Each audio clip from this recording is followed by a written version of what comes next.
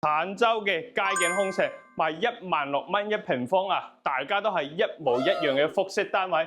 入門口係有一個入戶玄關、入戶花園，呢一套係140平方，竟然可以做到185平方嘅空間啊！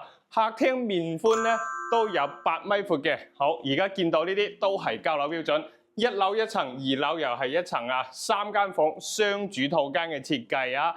total 都係200個左右就可以拎包入住噶啦，連客房位都有獨立嘅化妝間同埋衣帽間，好靚啊！呢套單位小區周邊有3個會員店啦、華發商都啦、香山湖公園等等一啲配套噶啦。好，我哋嚟到我哋2樓複式嘅睇下先，都係好靚嘅。